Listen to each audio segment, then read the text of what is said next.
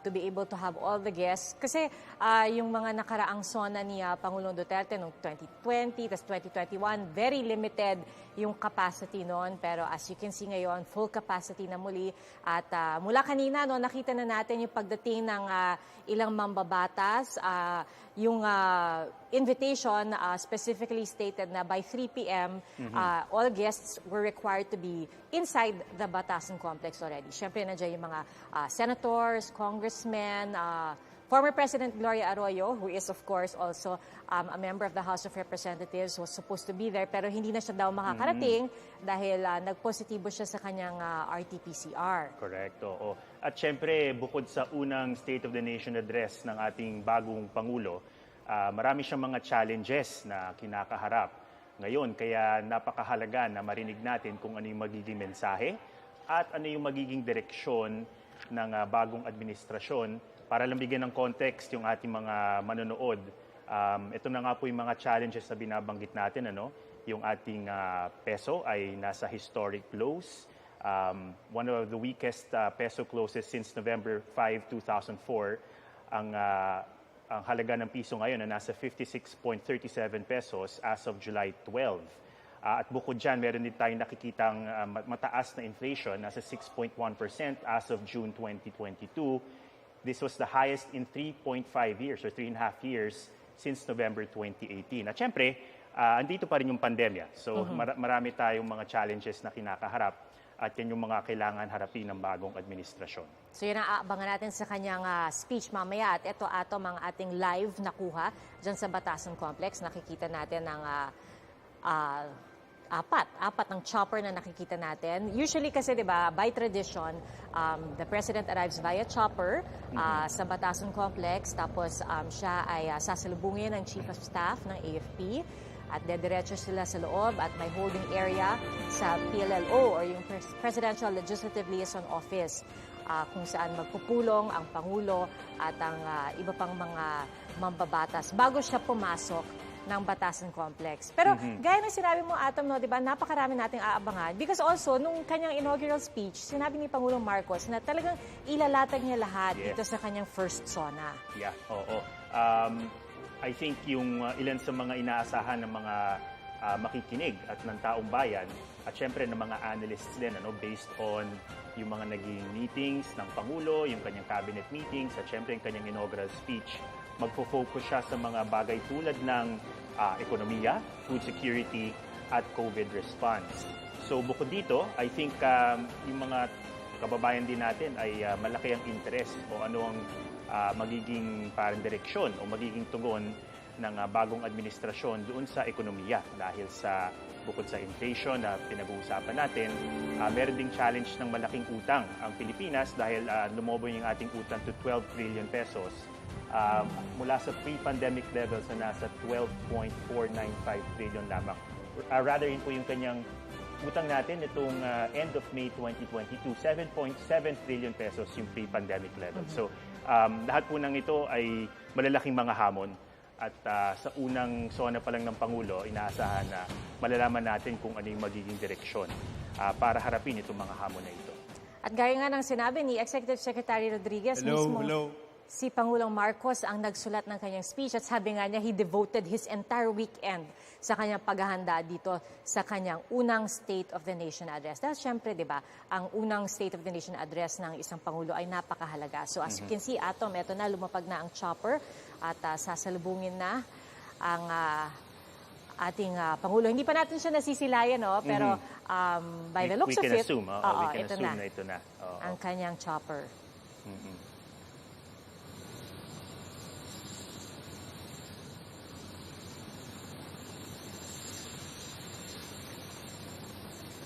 So very brief lang ang magiging pagsalubong sa kanya. Yes, Executive Secretary Rodriguez at ito na ang ating Pangulong si Bongbong Marcos papasok ng Batasan Complex. Right. So tulad ng nabanggit mo, Pia, siya ay sasalubungin ng AFP Chief of Staff at diretso muna sila sa Presidential Legislative Liaison Office or PLLO Office. Ito ay kadalasang ginagawa. Nagkakaroon lamang ng maiksing pagpupulong sa loob ng PLLO Office bago magpunta ang Pangulo sa loob ng plenary hall para i-deliver yung kanyang State of the Nation address. So alam din natin na of course meron na tayong bagong Speaker of the House, ang pinsan ni Pangulong Bongbong Marcos na si Congressman Martin Romualdez. At of course other members of the Marcos clan na mga bahagi na rin ngayon ng gobyerno, mga mambabatas na inaasahan nating dadalo rin. O alam natin na dadalo doon sa unang SONA ni Pangulong Bongbong Marcos. Earlier nakita rin natin, no, eto, kasama actually niya ngayon, no, si Speaker Romualdez and Senate President Mig Zubiri. And kanina sa pagbubukas ng sesyon, sinabi rin ni Senator Mig Zubiri na talagang sisiyasatin nilang mabuti lahat ng mga proposed bills, pati na kung ano magiging legislative agenda ng Pangulo. Susubukan na lang talagang suportahan ang legislative agenda ng Pangulo. At pero syempre sabi niya, dadaan pa rin ito sa masusing proseso. Ngayon, tawagin natin si Ivan Mayrina na nariyan sa Batasang Complex. Ivan, saan ka banda nakapwesto? Anong latest dyan? Ivan? Yes, Pia, Atom, ang ating kinatatayan ngayon, nasa tapat tayo ng flagpole sa main entrance, papasok sa main lobby ng Batasang Pambansa. Nananatiling mahigpit ang nakikita nating seguridad from where we stand. Although batay nga rin sa nakikita nating live feed, ayan po, 3:32 ngayong hapon, lumapag ang chopper na lulan si Pangulong Bongbong Marcos na naghatid sa kanya para sa kanyang kauna-unahang State of the Nation address. Nagaganapin alas 4 ngayong hapon. Nakita nga po natin kanina lang, sinalubong siya ni bagong Senate President Mig Zubiri at bagong House Speaker Martin Romualdez. Mahigit 300 po ang miyembro ng Kamara de Representantes ngayong 19th Congress. At nariyan pa siyempre mga senador, mga miyembro ng diplomatic community at iba't ibang mga VIPs, ika nga, na imbitado para personal na pakinggan ang State of the Nation address ni Pangulong Marcos. At tulad na nabanggit po, Pia, buong weekend daw at hanggang kaninang umaga may nakuha pa tayong impormasyon na fina-fine-tune pa rin itong speech, itong SONA message ni Pangulong Bongbong Marcos ngayong alas 4 ng hapon. Tulad ng inaasahan, yan po ay si sentro sa ekonomiya. Pero bago po yan nakikita natin, nandiyan na po sa PLLO ang Pangulo kasama mga leader ng Senado at Kamara. Kasama niya si First Lady Liza Araneta Marcos. Nakikita rin natin ang anak na si Congressman Sandro Marcos. Also in the group is Senator Jinggoy Estrada, nakikita rin po natin, at iba pang mga leader ng Kamara. Traditional po yan, pagdating ng Pangulo, magkakaroon ng bahagyang pag-uusap between him and the leaders of both houses, Senate and the lower house. At kasunod po niyan, ay papasok na siya sa plenaryo kung saan naghihintay ang mga mambabatas para makinig sa kanyang State of the Nation address. But po sa ating nakuha impormasyon, of course, ang magiging pinal nito ay kung yung as delivered, ika nga, no? Pero lampas isang oras po ang inaasahang talumpati ni Pangulong Marcos ngayong hapon. At ayon sa kanyang anak, lahat daw ng inaasahan ng sambayanan na marinig sa kanya ay maririnig nila mula sa kanyang amang si Pangulong Bongbong Marcos. Alright, napakahalaga ng kauna-unahang SONA ng isang Pangulo dahil dyan po ilalatag niya ang kanyang plano hindi lamang sa unang taon kundi sa kanyang buong termino. Samantala, balik muna tayo sa iyo, Pia, Atom.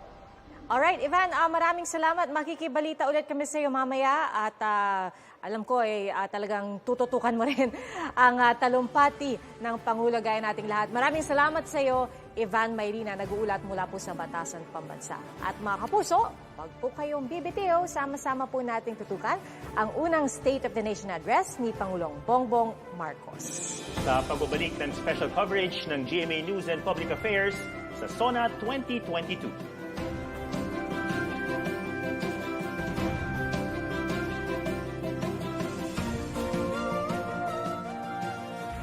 Hip-hop with non-stop in-court action with GMA Sports. Catch the latest sports news here and round the globe. Be thrilled with conversations about the finest athletes and sports personalities. Is this it? Yes! And Mamuski with a 1-2 is now down to just 6. and never miss a beat on the latest hardcore drama. We'll bring you stories behind each point and victory, one play at a time. Follow our official social media handles for your daily fix of hype and adrenaline. Online, GMA Sport. Are COVID-19 vaccines safe? What is climate change? Because information is crucial, we're giving you all the facts that you need. Anong mga lugar sa Pilipinas ang COVID-free? Introducing Need to Know, a weekly explainer series from GMA News and Public Affairs. Here's what you need to know. Here's what you need to know. Here's what you need to know. Watch Need to Know, available on GMA News Facebook page and our YouTube channel. Mayroon ng reported cases ng monkeypox across Europe, the Americas, Middle East, Asia, and the Pacific. Ayon sa World Health Organization, 2,103 confirmed cases na ng sakit ang na-detect sa mundo. Virus na naman? Mahigit 2 taon na nating dinaranas ang COVID-19 pandemic, kaya nakakatakot ang bagong threat ng anumang virus. But what is monkeypox? And more importantly, bakit dumadalas ang virus outbreaks sa mundo? Here's what you need to know. First of all, ano nga ba ang monkeypox? And although we are perhaps entitled to panic after the recent pandemic traumas, should we be worried?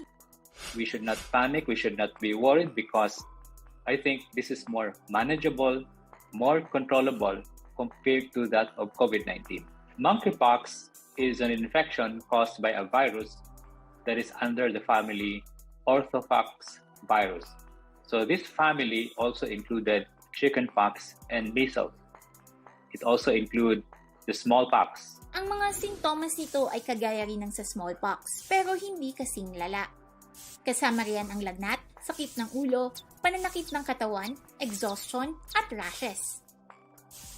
7 to 14 days ang incubation ng virus, pero maaaring tumagal ng 5 to 21 days. It can affect the brain. We call that encephalitis. It can also cause respiratory tract infection and can have both a viral pneumonia and a bacterial pneumonia. But there's a possibility that this complication can cause death, especially to the...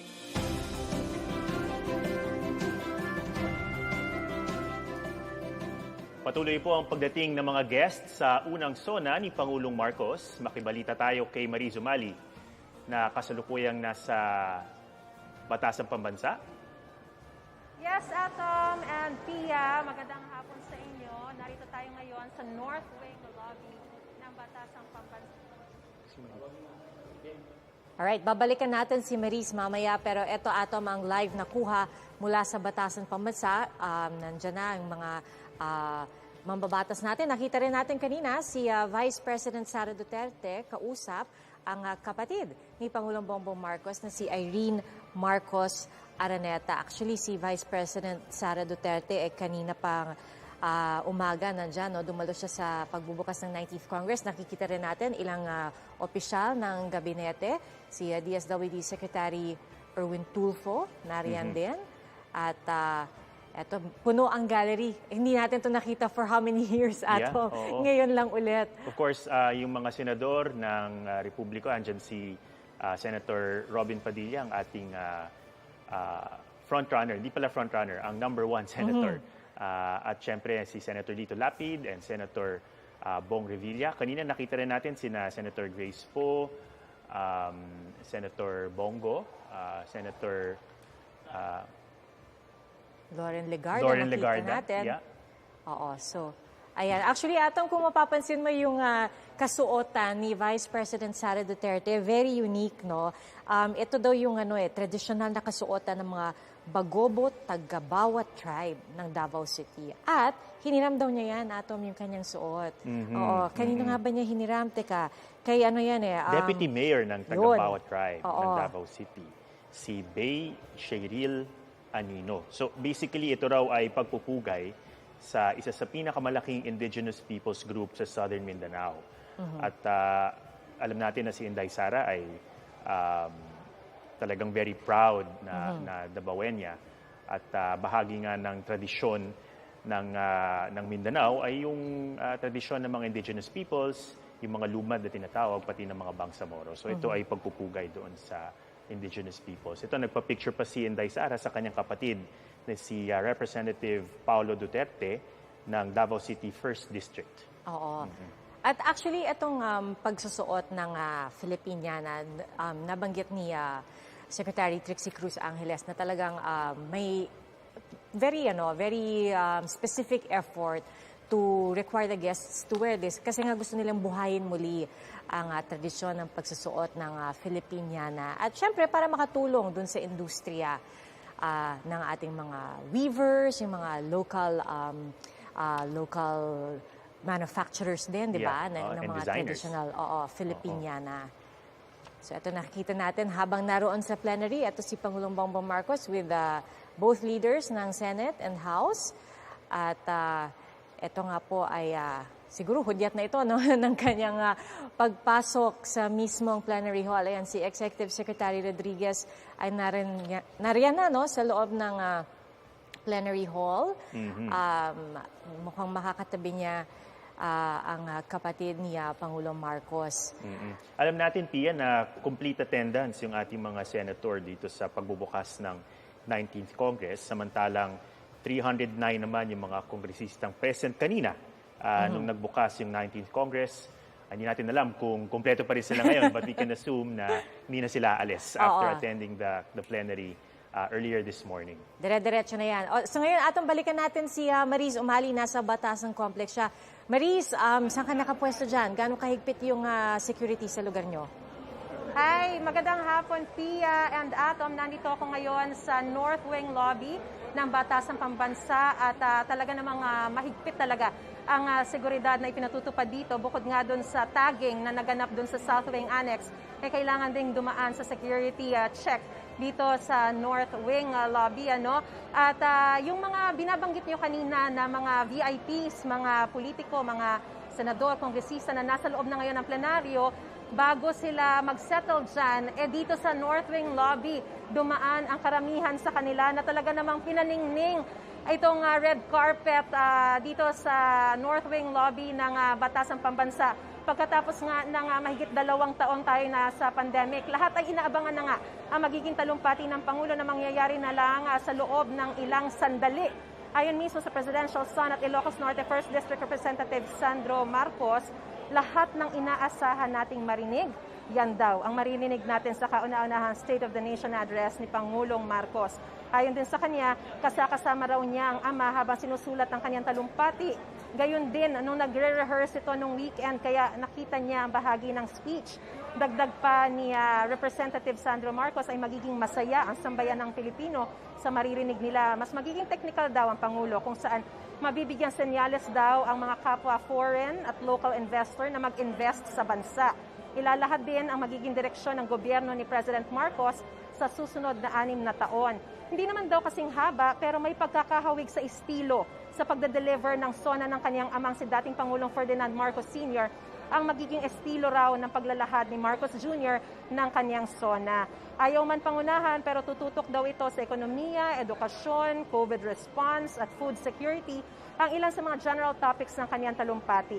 Ang direktor naman ng SONA na si Director Paul Soriano ay naghanda raw ng 2 minutong video na ipalalabas sa plenaryo bago pumasok si President Marcos. So maya-maya lamang Pia Atom ay mapapanood na natin yan. Lalamanin daw nito ang kabuuan ng SONA ng Pangulo at kung saan niya dadalhin ang bansa. Wala naman daw malaking pagbabago kasi ang star o sentro pa rin ng SONA ay of course yung mensahe ng Pangulo. 2 beses daw silang nag-rehearse kasama si President Marcos nitong weekend, 2 to 3 hours nung Sabado at umabot naman ng 4 na oras kahapon. Nakailang palit pa nga raw ng ilang detalye sa talumpati, ganito kasinsin ang pagtutok ng Pangulo sa kanya raw magiging kauna-unahang SONA. At base sa nakuha natin impormasyon, humigit kumulang 1 oras at 20 minuto ang talumpati kung mananatili siya sa orihinal na speech. Pero si Director Paul Soriano ayaw magbigay ng oras dahil ang sabi niya, maaari raw lumihis ng bahagya ang Pangulo kung ano ang tinatawag ng moment o yung kung ano ba yung talagang nilalaman ng kanyang puso. Total naman, yung sambayan ng Pilipino ang nilalaman ng kanyang puso. So yan basically yung parang patikim o pahapyaw dun sa kung ano ang lalamanin ng State of the Nation address ni Pangulong Ferdinand Marcos sa Atom and Pia. At mabanggit ko lang na bagamat kasi kanina binabanggit ninyo no, na talagang kumbaga parang ni-require yung Filipiniana outfit para sa lahat ng mga dadalo sa loob ng plenaryo at nakalagay doon as dapat strictly prohibited yung mga may political meaning or parang ipinapahiwatig.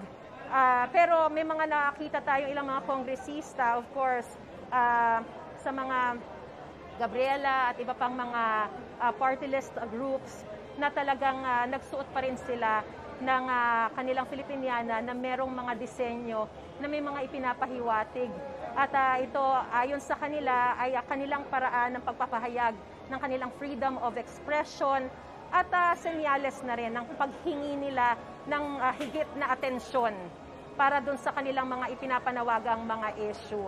So, sa ngayon, sa nakikita natin ay nakasettle na ang mga kongresista, mga senador, and of course, lahat ng mga VIPs, mahigit 1,300 yung mga inimbitahan para dito sa kauna-unahang State of the Nation address ni Pangulong Bongbong Marcos. Yan muna ang latest situation mula rito sa aking kinaroroonan sa North Wing Lobby ng Batasang Pambansa. Balik sa inyo, Pia Ato.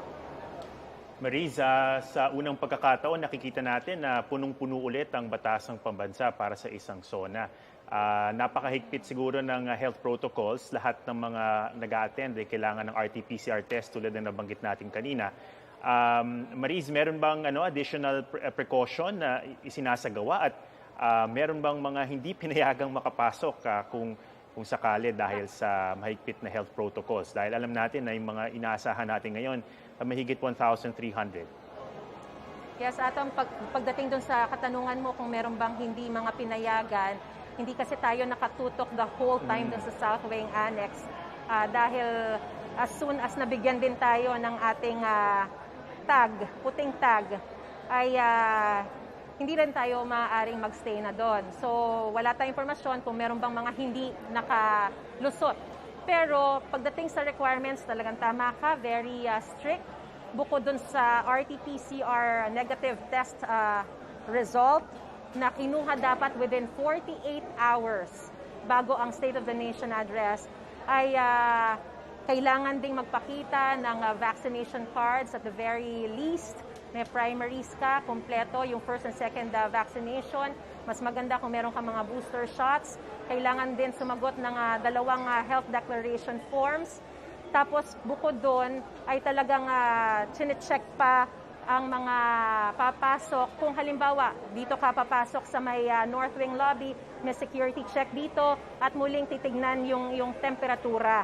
Meron silang mga machine dito na high-tech na haharap ka lang at makikita na yung temperature para mas maging mabilis ang usad ng mga darating. Kasi pagdating ng mga around 2:30, Atom, talagang nag-isa-isa na yung pagdating ng mga VIPs at ng mga senador at mga kongresista na dumaan dito sa may red carpet dito sa North Wing. At ganun din ang nagaganap, of course, dun sa may South Wing at sa mismong entrance papasok dun sa plenary. Talagang lahat yan ay very strict security at as early as kaninang umaga ay merong mga K9 units din na nag-iikot.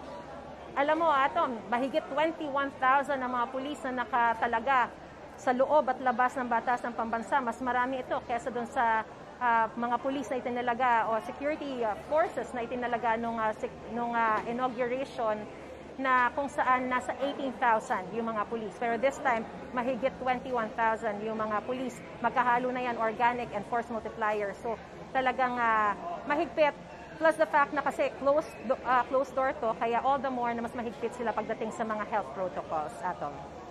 Okay. Thank you so much, Marie Zumali. Maraming salamat. Reporting live mula sa Batasang Pambansa. At mga kapuso, bago po ang SONA ngayong hapon, naghalal na ng mga bagong leader ang Senado sabay sa pagbubukas ng 19th Congress. Si Senator Juan Miguel Zubiri, ang Senate President, si Senator Loren Legarda, ang Senate President pro tempore, at si Senator Joel Villanueva, ang Majority Floor Leader. habang si Senator Coco Pimentel naman ang Minority Floor Leader.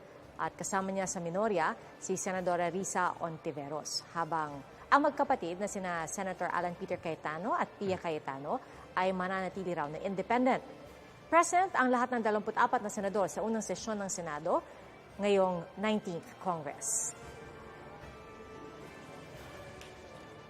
At ang nakikita po natin ngayon muli ay live feed mula sa Batasang Pambansa. Si Pangulong Bongbong Marcos ay lumabas na po sa PLLO office at papasok na po sa plenary hall ng Batasang Pambansa.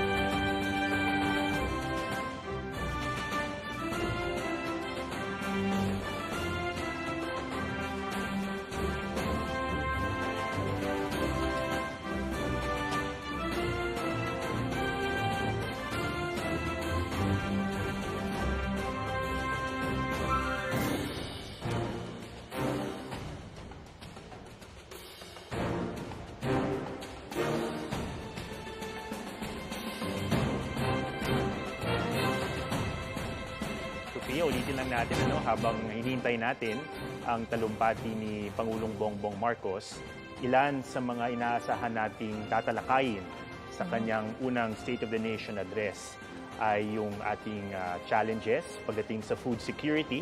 Alam din natin na ang Pangulo ay ngayon hinahawakan muna ang Department of Agriculture habang hindi pa nakapagtatalaga formally ng bagong kalihim sa DA. Sabi ni Pangulo, gusto niyang i-take yung responsibility dahil alam niya kung gaano kabigat ang problema natin sa agrikultura. Nabanggit din niya yung education overhaul at yung challenge ng pag-upgrade doon sa skills at yung technical knowledge ng ating mga estudyante. At mismong ang Vice President, ang pangalawang Pangulo nga, ang ngayon ay kalihim na rin ng Department of Education. At syempre, tulad ng nabanggit natin, hindi pa tayo natatapos sa pandemic. Tumataas ulit yung mga kaso, nakaka 1,000 cases tayo per day. Ibig sabihin, kahit na I'm sure pagod na tayong lahat sa pandemic, pangatlong taon na ito, andyan pa rin yung challenge ng pag-upgrade ng ating public health system at inaasahan din natin na isa ito sa mga bagay na babanggitin ni Pangulong Bongbong Marcos. The President of the Republic of the Philippines, His Excellency Ferdinand Romualdez Marcos Jr.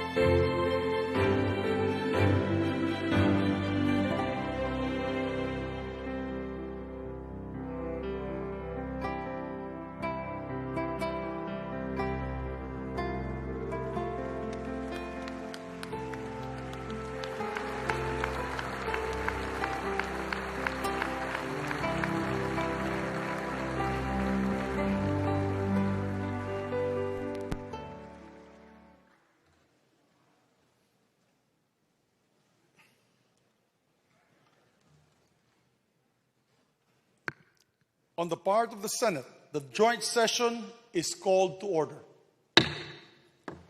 On the part of the House of Representatives, the joint session is called to order.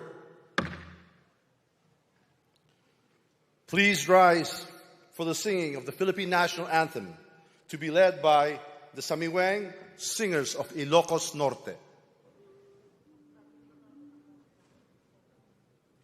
Bayang magiliw, pero nagsilanganan, alam ng puso, sa dibdib mo'y buhay.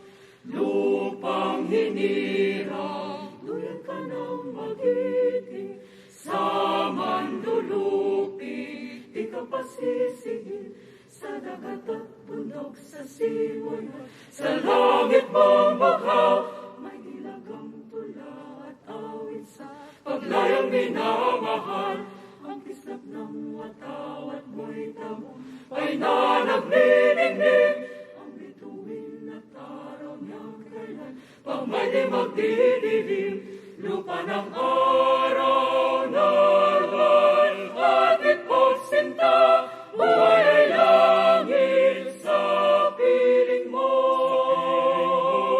Aming ligaya na pag may mga api, ang mamatay ng dahil sa'yo.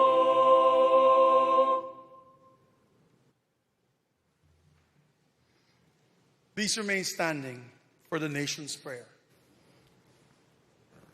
Aming manlilikha, tagapagbigay buhay at liwanag ng sangkatauhan. Salamat po sa iyong pagtangkilig at paggabay sa bansang Pilipinas. Salamat po sa kalayaang magtipon tulad ngayon ayon sa talaga ng aming saligang batas. Salamat po na kami dahil sa kabayanihan, pagsisikap at sakripisyo ng aming mga ninuno at mga bayani ay nabuo upang maging isang bansa at isang malayang demokratikong republika. Walhamdulillahi Rabbil Alamin. Pagpalain niyo po ang aming pagtitipon ngayon upang aming dinggin, liwanagan at suriin ang kalagayan ng bayan, ang state of the nation.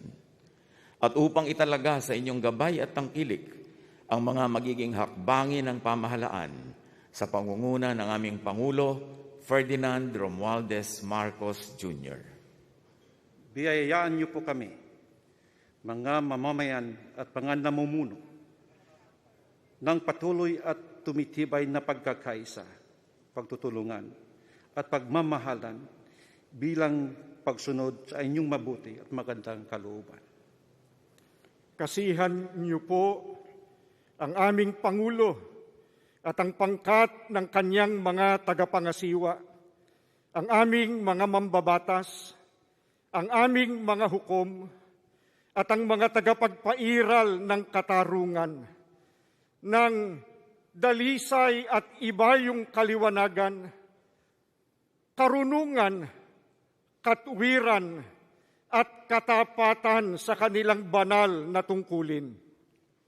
Patuloy niyo kaming turuan at atakayin kaming lahat na mga mamamayan at mga pinuno tungo sa dakilang pagkakaisa na magbubunga ng ibayong kapayapaan, kaayusan, kaunlaran, kasaganaan, at kasiyahan ng lipunang Pilipino. Magpatuloy po tayo sa personal na panalangin.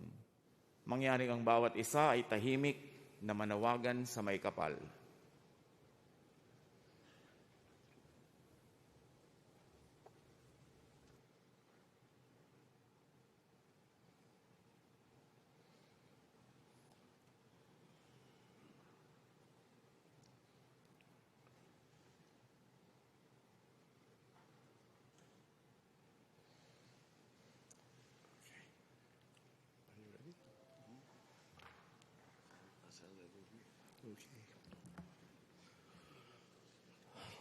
Ladies and gentlemen, honorable members of the Congress of the Philippines, His Excellency Ferdinand Romualdez Marcos Jr., President of the Republic of the Philippines.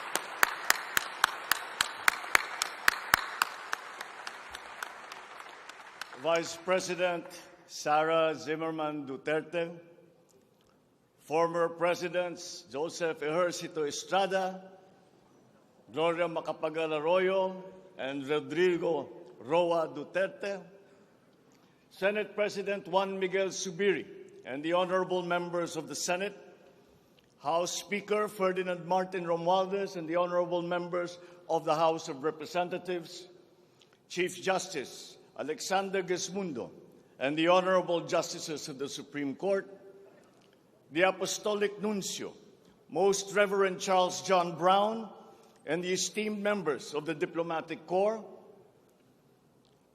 the honorable members of the Cabinet, our First Lady, Luis Araneta Marcos, and our children,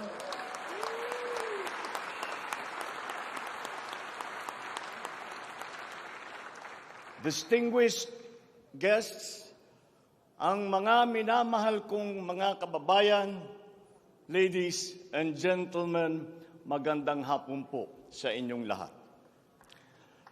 I come before you today to address you as it is my duty as President of the Republic. We live in difficult times brought about by some forces of our own making, but certainly also by forces that are beyond our control. But we have, and we will continue to find solutions, and these are some of them. In terms of the economy, we will implement a sound fiscal management. Tax administration reforms will be in place to increase revenue collection. Expenditure priorities will be realigned and spending efficiency will be improved to immediately address the economic scarring arising from the effects of COVID-19 and also to prepare for future shocks. Productivity-enhancing investments will be promoted. Our country must become an investment destination, capitalizing on the corporate recovery and tax incentives for enterprises with the CREATE law and the economic liberalization laws such as the Public Service Act and the Foreign Investments Act.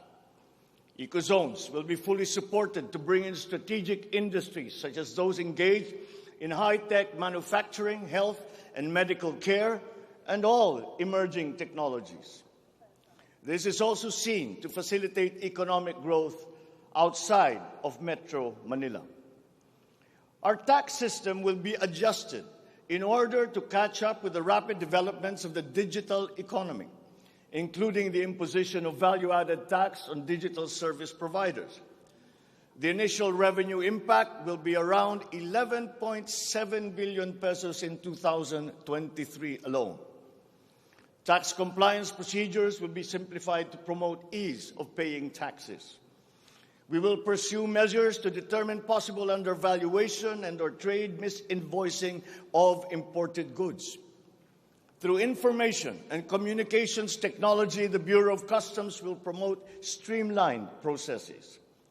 Disbursements for 2022 to 2023 will be maintained at above 20% of gross domestic product, or 4.955 trillion pesos and 5.086 trillion pesos respectively, to ensure continuous implementation of priority programs.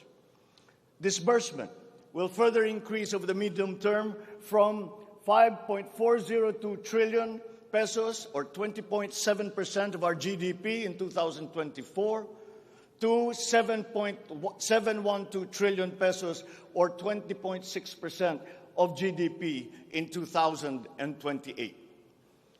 The medium-term fiscal strategy of this administration seeks to attain short-term macro-fiscal stability while remaining supportive of the country's economic recovery and to promote medium-term fiscal sustainability. Furthermore, and more importantly, fiscal policy aims to bring together the national government's resources so that these are mobilized and utilized in order to gain the maximum benefit and the high multiplier effects for our economy.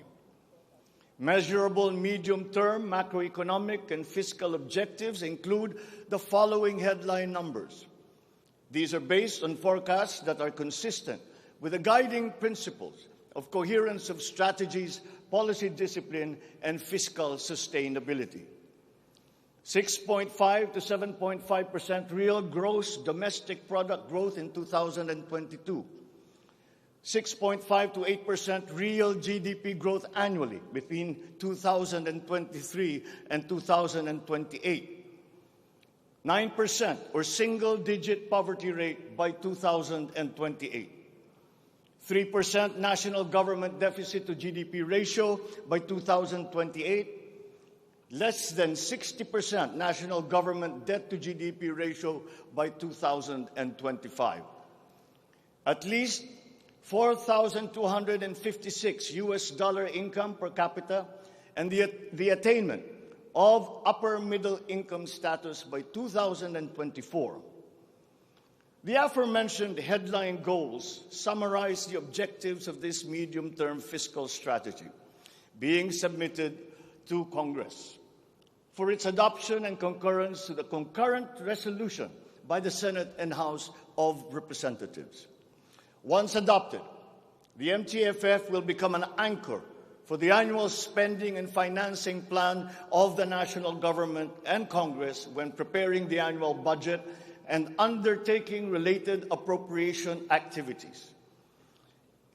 It is therefore a forward-looking document that extends beyond the traditional 3-year horizon to reach 6 years, coinciding with the 6-year coverage of the Philippine Development Plan 2023 to 2028.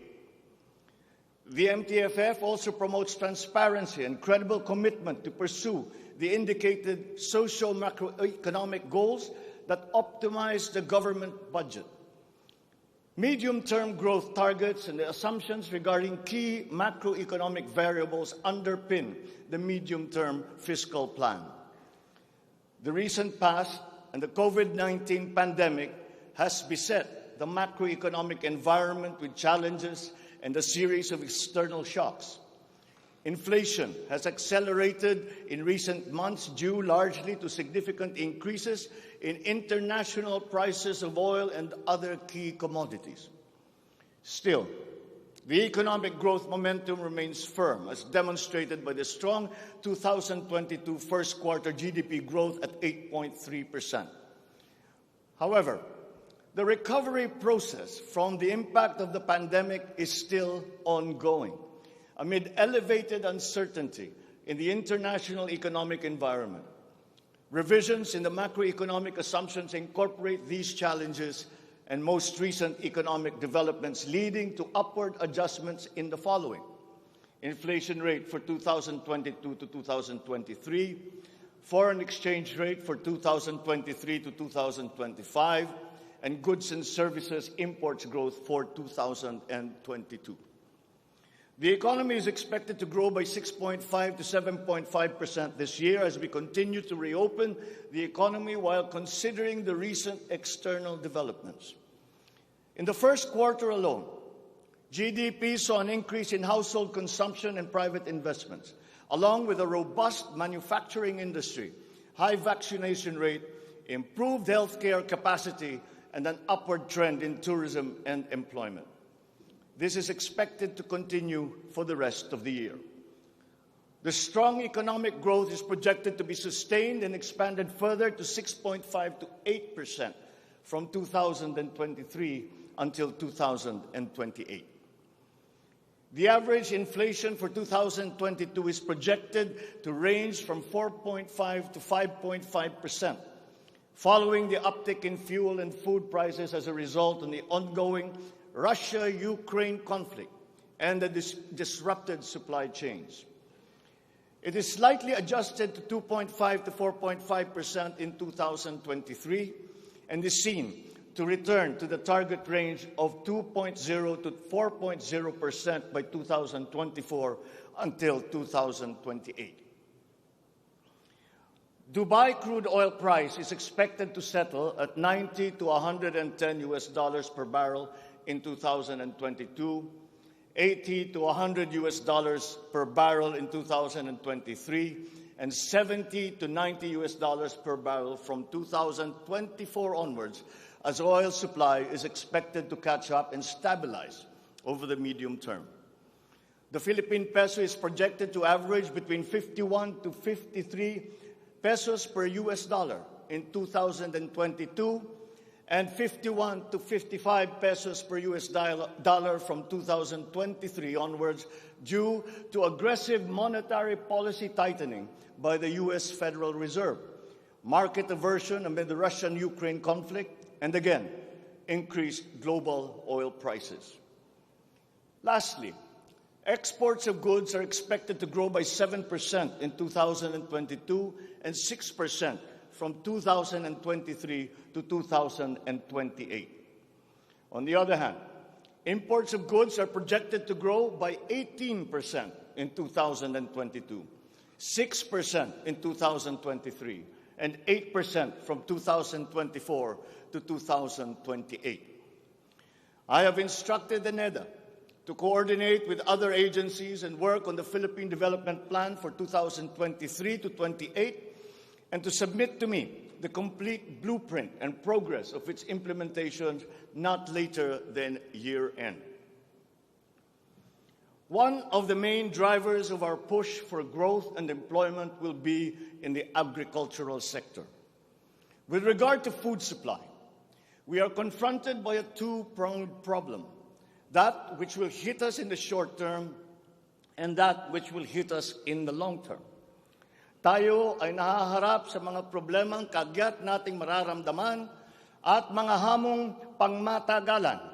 Ang mga suliraning agarang mararamdaman ng ating mga kababayan ay ang posibilidad ng tuloy-tuloy na pagsipa ng presyo ng pagkain at kakulangan sa supply ng ating pagkain.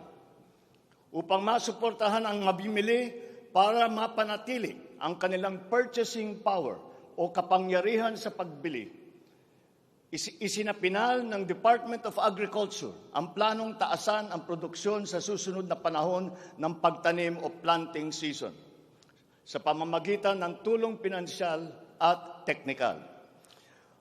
Magbibigay tayo ng pautang habang mas ilalapit natin sa sektor ng agrikultura ang hindi gaanong mahal na farm inputs na bibilhin na ng bulto ng gobyerno. Kabilang dito ang abono, pestisidyo, mga punla, feeds, fuel subsidy at ayuda para sa mga karapat-dapat na benepisyaryo. Para sa pangmatagalang solusyon, itataas natin ang produksyon ng mga kalakal at produktong pang-agrikultura. At para magawa ito, pagtitibayin natin ang tinatawag na value chain na nagsisimula sa mga magsasaka hanggang sa mga namimili. May mga bahagi ng value chain na sa ngayon ay kanya-kanya ang operasyon. Pagtibayin natin ang koordinasyon ng iba't ibang bahagi nito. Ang pagsasaliksik para sa mga makabagong paraan at ng pagtatanim at pag-aalaga ng hayop ay masusing gagabayan ng Department of Agriculture.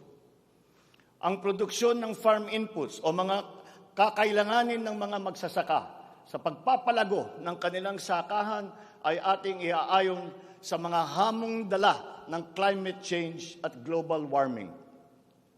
Mahigpit na pagsusuri ang gagawin ng ating mga eksperto tungo dito. Ang mga pautang at financial assistance sa mga magbubukid at mangingisda ay magiging institusyon at patakaran ng aking administrasyon.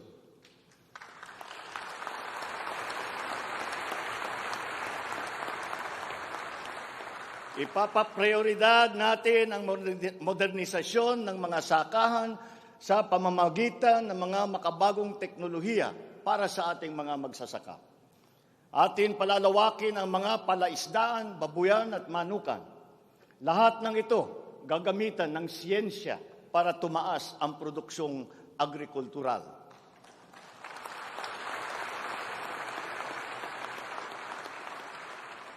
Maging ang post-production at processing ay susuportahan ng pamahalaan. Gagawa tayo ng network, national network ng farm-to-market road upang mas mabilis na mailakbay ng mga magsasaka ang kanilang mga produkto sa mga pamilihan. At gagawa tayo ng mga paraan upang maramdaman ng mga mamimili ang pagluluwag ng presyo ng mga produktong pagkain sa kayang halaga, gaya ng muling pagbubuhay ng mga Kadiwa Center. Hindi ito magagawa sa isang araw. Hindi magagawa sa isang buwan o isang taon lamang. Ngunit, kailangan na natin simulaan ngayon.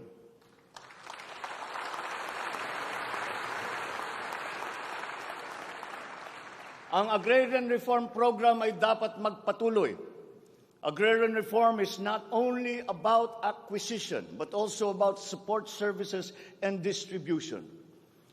To assist this, I intend to issue an executive order to impose a one-year moratorium on the payment of land amortization and interest payments.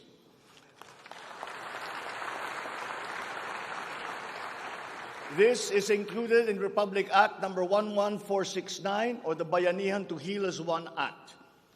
A moratorium will give the farmers the ability to channel the resources in developing their farms, maximizing their capacity to produce, and propel the growth of our economy.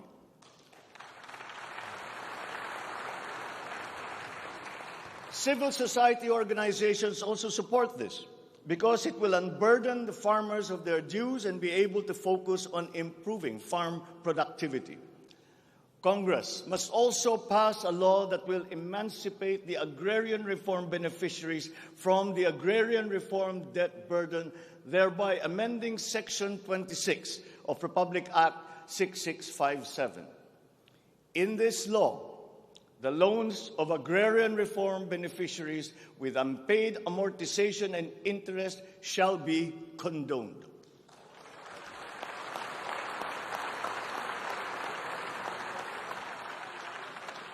Layunin ng batas na ito ay burahin ang hindi mabayarang utang ng ating mga magsasaka na benepisyaryo ng agrarian reform.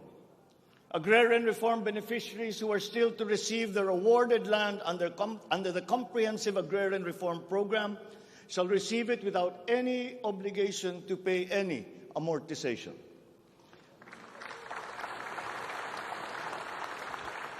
The condonation of the existing agrarian reform loan will cover the amount of 58.125 billion pesos, benefiting 654,000 agrarian reform beneficiaries and involving a total of 1.18 million hectares of awarded lands.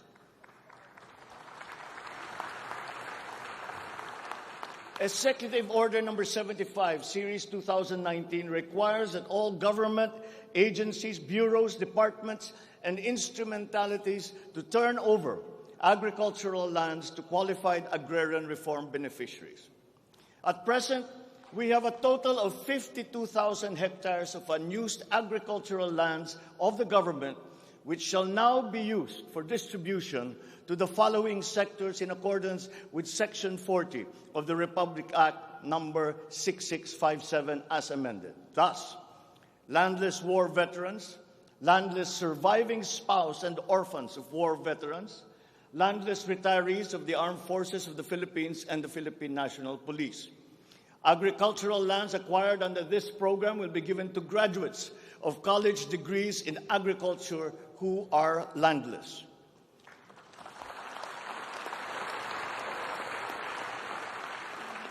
The call of the times is for the infusion of fresh and new blood in the agricultural sector.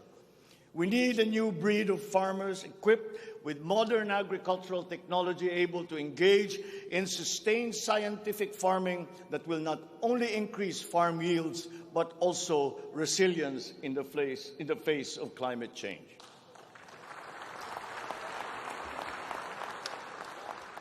They say that each brand has a story. As for the Filipino brand, ours is deeply rooted in our rich cultural heritage, and the tourism sector plays an invaluable role in the promotion of the Filipino brand. Tourism is not only an important economic development tool, but the abundance of opportunities that the sector creates in terms of regular employment and even job creation at the grassroots level is undeniable. To boost our tourism industry, we will first and foremost make basic developments, such as road improvements for easier access to tourism spots. We will also upgrade our airports and create more international airports to help decongest the bottleneck in the Manila airport. We will also make it more convenient for travelers to go around the country, even to remote areas, to help promote undiscovered tourist spots. This program will be led by the Department of Tourism together with the Department of Public Works and Highways.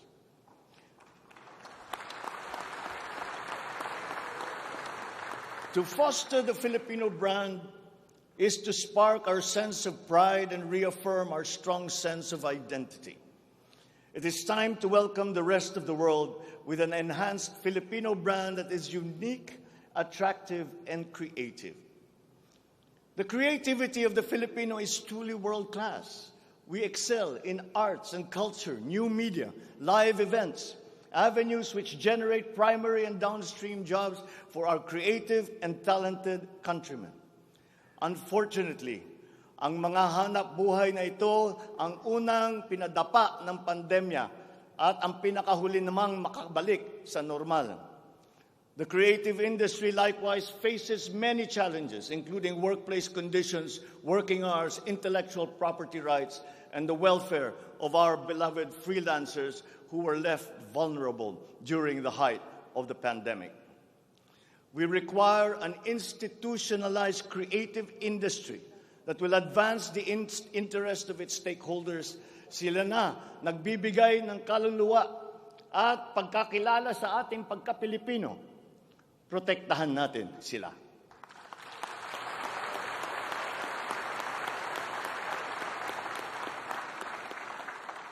The Department of Social Welfare and Development has a large part to play in all of this. Magpapatuloy ang ating pagkalinga sa ating mga kababayan na lubos na nangangailangan. Hindi po natin sila pababayaan. Mangunguna sa pag-aagapay sa kanila ang Department of Social Welfare and Development. Utos ko sa DSWD ang mabilis na pagtugon sa pangangailangan ng mga biktima ng kalamidad at mga iba't ibang krisis. Ang mga field office nila ay inatasan na maagang maglagak ng family food packs at non-food essentials sa mga LGU, bago pa man manalasa ang anumang kalamidad. Magdadagdag tayo ng mga operation center, warehouse at imbakan ng relief goods, lalo na sa mga malalayong lugar na mahirap marating. Titiyakin natin na maayos ang koordinasyon ng DSWD at Department of Human Settlements and Urban Development nang sa ganon madali ang pagpatupad ng Emergency Shelter Assistance Program para sa mga biktima ng kahit anong kalamidad.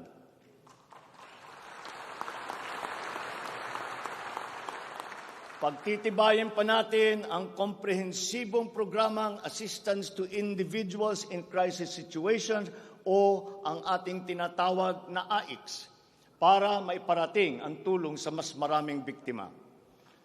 Hindi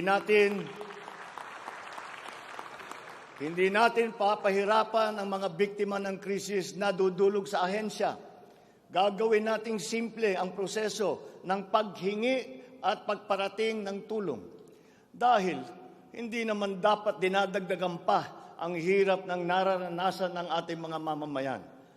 Upang matiyak na mapupunta sa kwalipikadong mga pamilya ang tulong na pamahalaan sa pamamagitan na 4Ps o Pantawid Pamilya Pilipino Program, titiyakin natin na malilinis ang listahan ng benepisyaryo.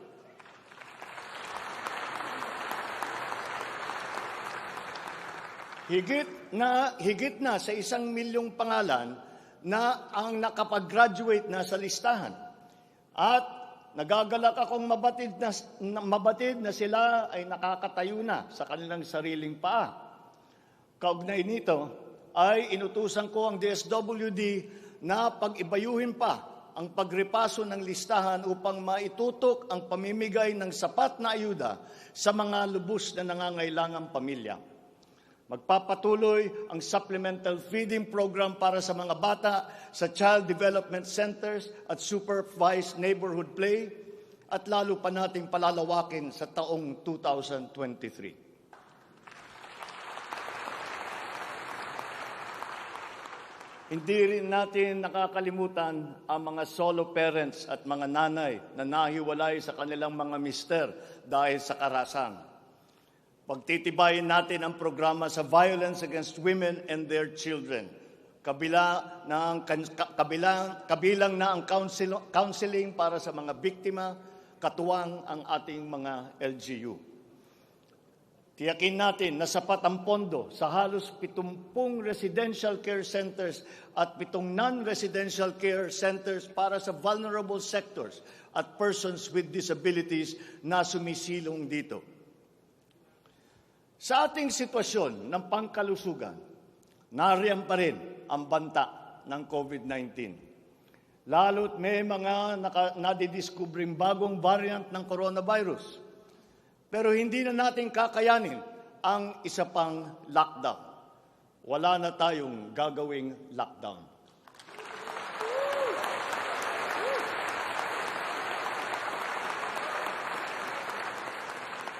Dapat natin balansehin ng maayos ang kalusugan at kapakanan ng ating mga mamamayan sa isang banda at ang ekonomiya naman sa kabilang banda. Nakikipagtulungan ang iba't ibang ahensya ng pamahalaan sa pag-monitor sa mga COVID-19 hospital admission upang makatiyak tayo na may sapat na kapasidad ang ating healthcare system at maiwasan ang pagsipa ng bilang ng nagkakasakit. Patuloy din ang ating vaccine booster rollout para sa ating pangkalahatang depensa.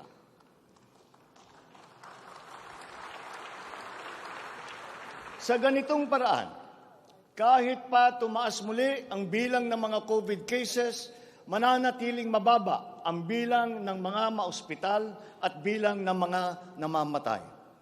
Sa pamamagitan nito, unti-unti rin tayong masasanay na nariyan ang virus pero hindi na seryoso ang banta sa ating buhay. Iaayon natin ang ating mga health protocols sa kung ano ang ating pangangailangan sa paglipas ng panahon at lalo pang iibayuhin ang kooperasyon kasama ang pribadong sektor upang tumaas pa ang kumpiyansa ng mga mamumunuhan nang sa gayon ay bumalik na tayo sa full capacity, lalo-lalo na ang ating mga negosyo.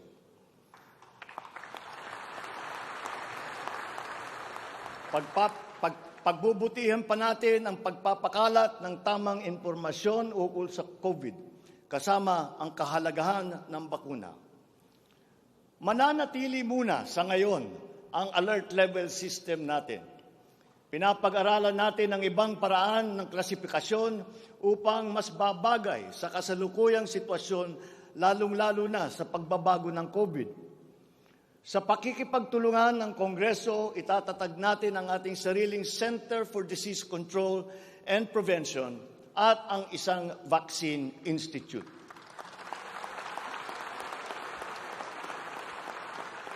Magtatayo tayo ng dagdag na mga health center at ospital. But beyond the issues that the pandemic has brought, the need for a stronger healthcare system is self-evident. We must bring services, medical services to the people and not wait for them to come to our hospitals and healthcare centers. Napakinabangan natin ng husto ang malalaking specialty hospital gaya ng Heart Center, Lung Center, Children's Hospital at National Kidney and Transplant Institute. Kaya maliwanag na hindi lang dapat dito sa National Capital Region kundi maging sa ibang parte ng bansa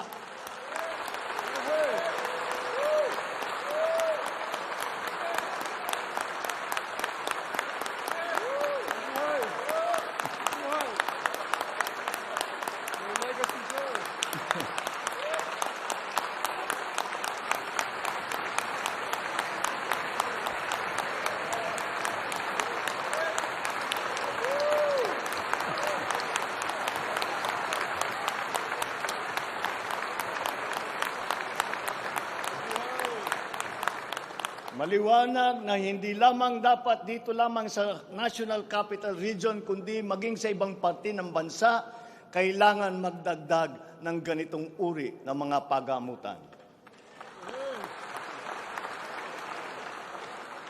Bukod dito, upang mailapit natin ang healthcare system sa taong bayan, nang hindi sila kailangan pumunta sa sentro ng kanilang bayan, lalawigan o region, ay maglalagay tayo ng mga clinic, mga RHU, na pupuntahan ng mga doktor, nurse, midwife, medtech, 1 beses, 2 beses sa 1 linggo. Nang sa ganun, magiging mas madali sa may karamdaman na magpapagamot nang hindi na kailangan magbiyahe ng malayo.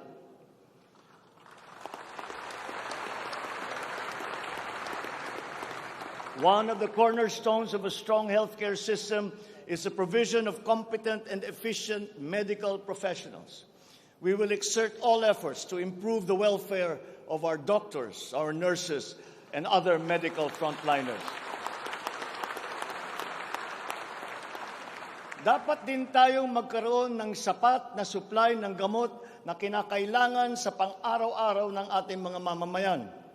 Sinimulan ko na ang pakikipag-usap sa mga kumpanya ng gamot dito sa Pilipinas at sa ibang bansa. Hinihikayat natin na buksan nila ang merkado upang bumaba ang presyo ng gamot.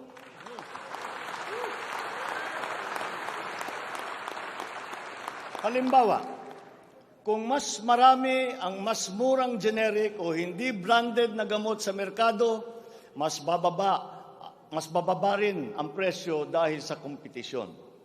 Ang Department of Trade and Industry ay nakikipag-usap sa mga interesadong manufacturer ng generic drugs na papasok sa ating bansa. Inuutusan ko naman ang Philippine Competition Commission na pantay-pantay dapat at walang kartel sa hanay ng mga pharmaceutical companies.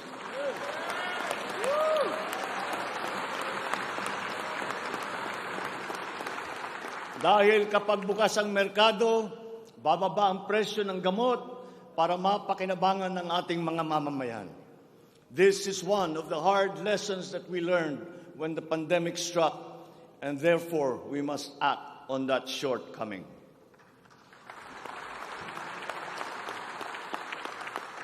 In the educational sector, I believe it is time for our children to return to full face-to-face classes once again.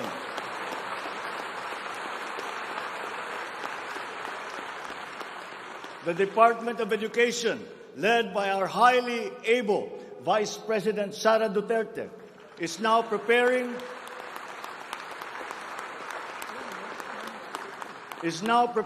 for its implementation in the upcoming school year, with utmost consideration for the safety of students as we are still in the middle of the COVID-19 pandemic. We must ensure that our classrooms are safe for teachers, for students, and the entire academic community when they return to face-to-face classes. We continue to encourage everyone to get their booster shots in preparation for the resumption of in-person classes. This is one of the reasons I have directed the Department of Health and the Department of Interior and Local Government to undertake another rollout of booster shots.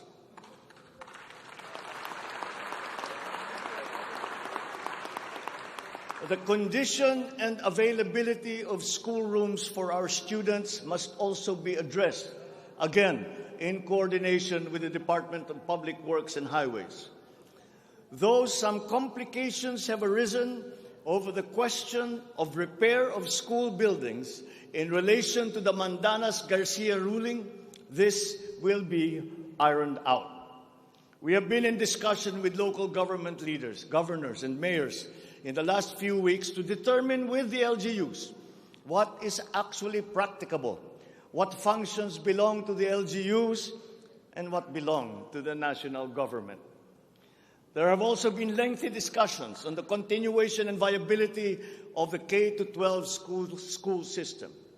We are giving this careful review, and all necessary inputs and points of view are now being considered.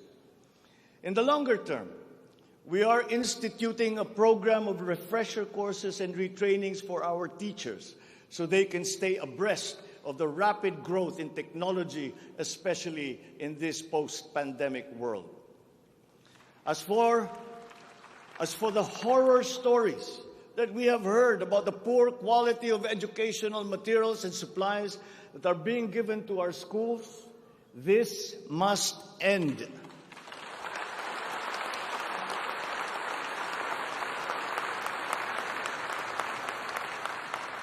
Our children must always be equipped with the best that we can provide. Ang edukasyon ay ang tangi nating pamana sa ating mga anak na hindi mawawaldas. Kaya anumang gastusin sa kanilang pag-aaral ay hindi tayo nagtitipid.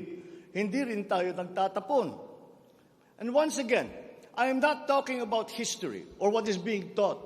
I am talking about materials that are necessary for effective teaching in this day and age. Children now need connectivity to the internet. They need devices to use. They need computers, educational tools.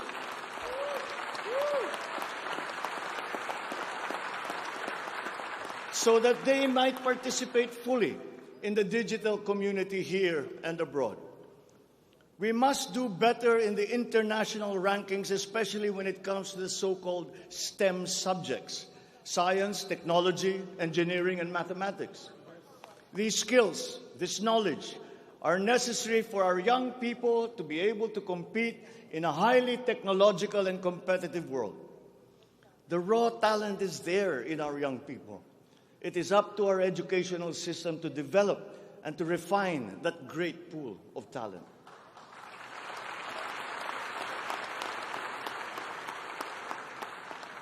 Foreign employers have always favored Filipino employees because of our command of the English language. This is an advantage that we must continue to enjoy. The internet has now become the global marketplace, not only for goods, services, but also for ideas, even extending to our own personal interactions. And the language of the internet, for better or for worse, is English. Therefore, the question of our medium of instruction must be continuously re-examined to maintain that advantage that we have established as an English-speaking people.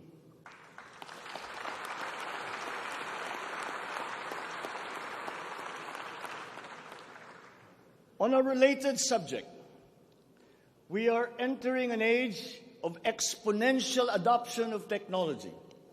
It is the fourth industrial revolution.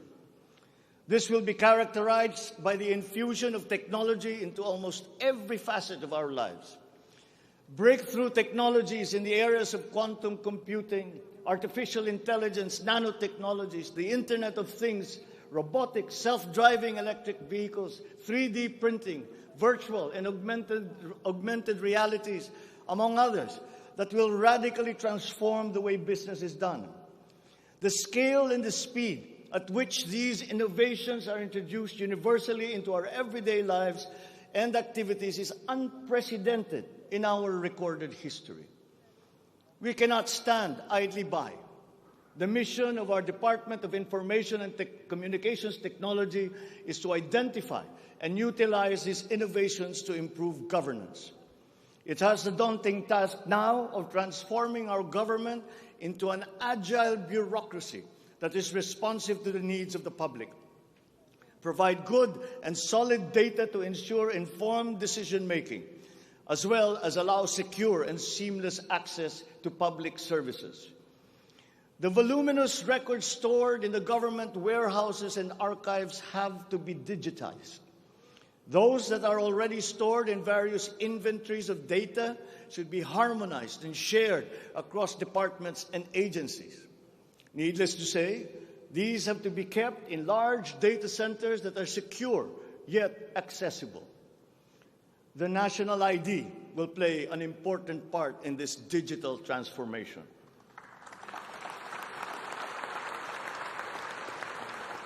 For citizens to be able to seamlessly transact with government, their identity must be easily verifiable. We expect to issue 30 million physical IDs and 20 million digital IDs by the end of this year. The target is to accomplish the issuance of about 92 million IDs by the middle of next year.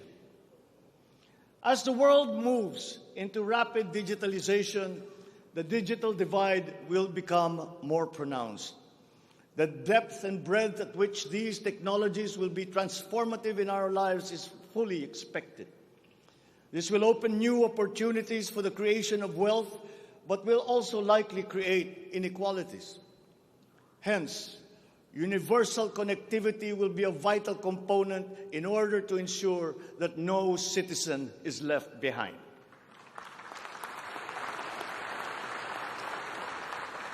I have therefore tasked the DICT to deploy digital connectivity across our various islands. This will be done through the implementation of the National Broadband Plan, the Common Tower Program, connecting our geographically isolated and disadvantaged areas via our Broadband ng Masa project.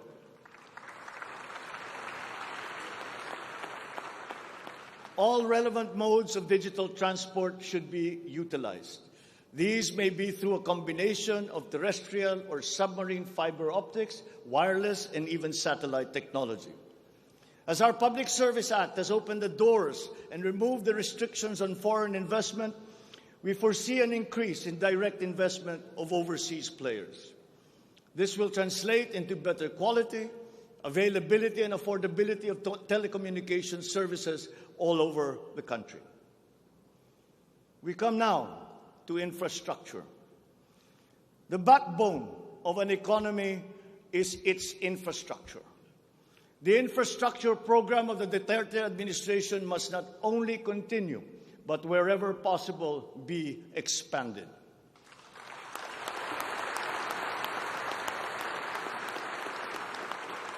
We shall confidently build on this firm foundation established by my predecessor, as it is in building an edifice.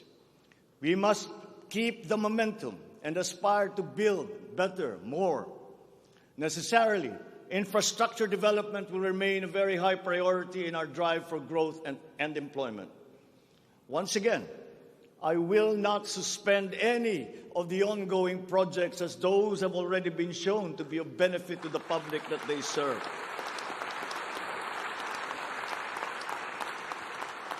We will continue to study the proposals that have been made.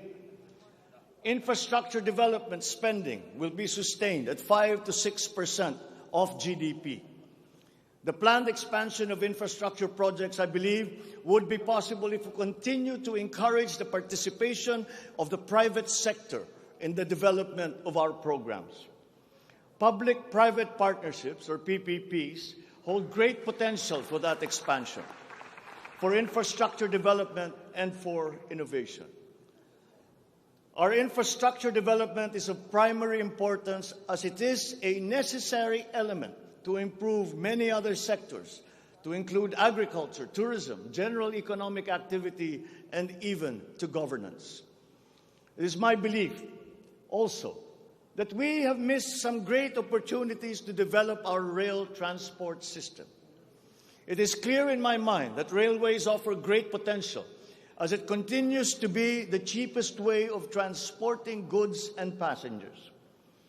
We can build upon already existing lines by modernizing these old railway systems. There are dozens of railway projects on the ground, above the ground, below ground, not just in Manila, but in other regions, at various stages of implementation and with a combined cost of 1.9 trillion pesos.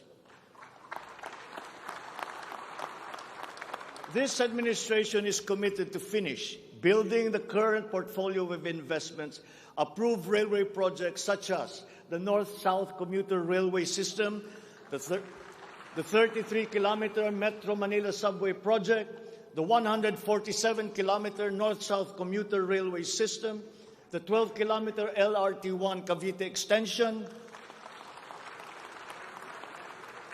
the 23-kilometer MRT-7, and the common station that will connect LRT-1, MRT-3, and MRT-7.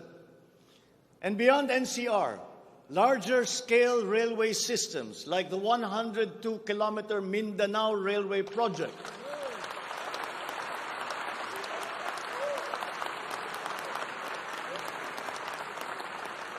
the Panay Railway Project, and the Cebu Railway System will be integrated as a vital part of our transport and communication systems. We will also continue to improve our roads and transportation systems in key cities throughout the country through various projects, such as the Cebu Bus Rapid Transit, Davao High Priority Bus System, Ilocos Norte Transportation Hub, the El Nido Transport Terminal. My order to the Department of Transportation, or DOTR, is really very simple. Full speed ahead.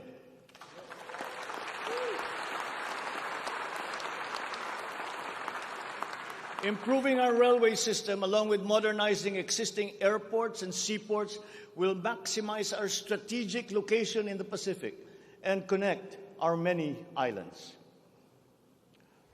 A key sector in our transformation plans is that of energy. Another fundamental requirement for growth and increased employment will be the availability of cheap, reliable energy.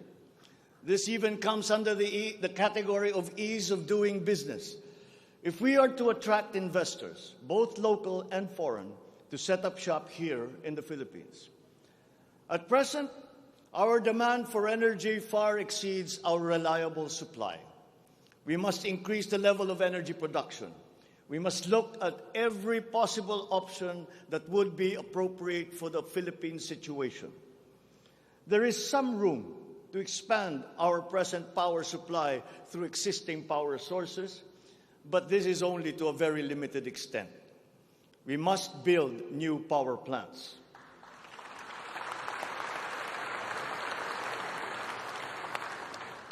We must take advantage of all the best technology that is now available, especially in the areas of renewable energy.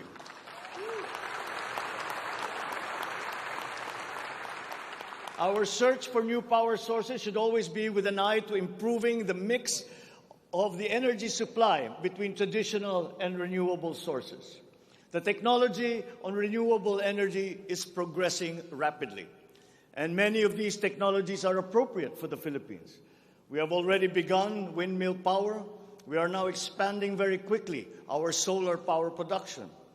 For both offshore and onshore wind turbines, for example, the World Bank has calculated that there is a potential for 255 gigawatts by the year of 2030. Solar power has steadily increased its efficiency in converting sunlight to electrical power, which is particularly attractive for the Philippines. Because unlike wind power, solar power is practical almost everywhere in the Philippines all year round. In the move to lowering our carbon footprint caused by energy production, our advancement to renewables will have a lead time. In the interim, natural gas will hold the key. We will provide investment incentives by clarifying the uncertain policy in upstream gas, particularly in the area close to Malampaya. This requires clarification of the processes and review of service contracts policy. I believe that it is time also to re-examine our strategy towards building nuclear power plants in the Philippines.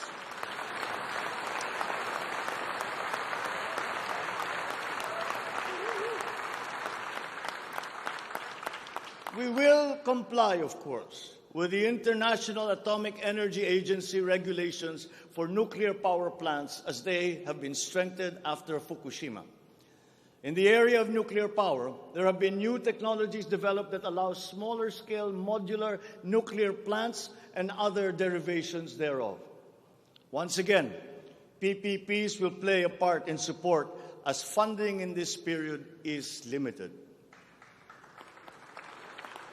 Furthermore, we must examine the entire system of transmission and distribution for the purpose of finding ways to lower the price of energy to the consumer and to industry.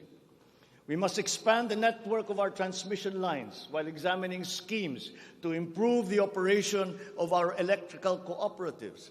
All this in aid of reducing energy costs, especially but not limited to households. All this impetus for development and growth we undertake within the context of accelerating climate change and extreme weather conditions. Though we are a minor contributor to climate change globally, we have the unfortunate distinction of being one of the most vulnerable countries to the effects of climate change. For the welfare of our people, it is incumbent upon us to alleviate the effects of that vulnerability. The use of renewable energy is at the top of our climate agenda. We will increase our use of renewable energy sources such as hydropower, geothermal power, solar, and wind. Geographically, we are a disaster-prone country. Capacity building for our natural disaster resiliency is therefore a must. Investment in science and technology is imperative to enable us to have accurate weather forecasts and on-time disaster alerts. Studies show that already now many areas in the Philippines are at high risk from the rise in sea levels brought about by the increase in global temperature. We must adapt to this phenomenon with disaster-proof planning for our communities. We will also look into the precarious fresh water supply situation in the country, especially in our urban areas. Many of our water supply systems date back to the 1950s, and they must now be rehabilitated and improved.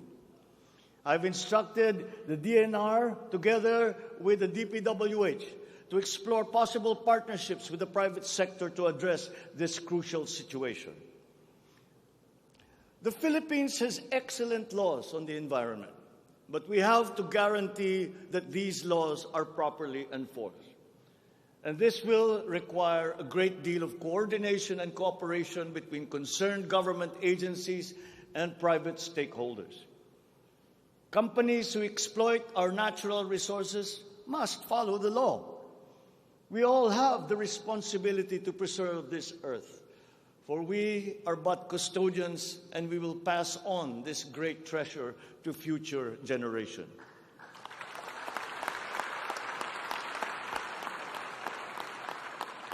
There is no question that the preservation of the environment is the preservation of life. If we cannot mitigate climate change, all our plans for the economy, all our plans for our future will be for naught. Bawat Pilipino sa ibayong dagat na nagsasakripisyong lisanin ang kanyang pamilya sa Pilipinas upang maghanap buhay ay nararapat lamang magkaroon ng pamahalaang matatawag nilang tahanan habang nasa ibang bayan. Ito ang papel na gagampanan ng kagawaran ng manggagawang mandarayuhan o Department of Migrant Workers matapos itong ideklara bilang ganap na ahensya ng gobyerno ng isang taon.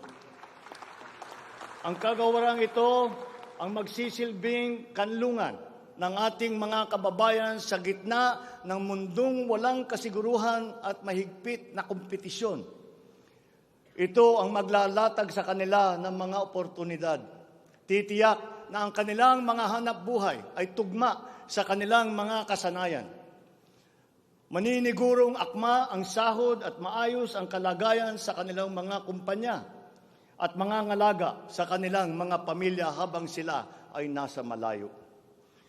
Gagawin natin ito sa pamamagitan ng pag-aalis ng red tape sa sistema ng pagsusulong ng digital empowerment. We shall automate the verification of contracts and issue secure overseas employment certifications that you can keep on your smartphone. I call on the Department of Migrant Workers and the DICT to make this a top priority.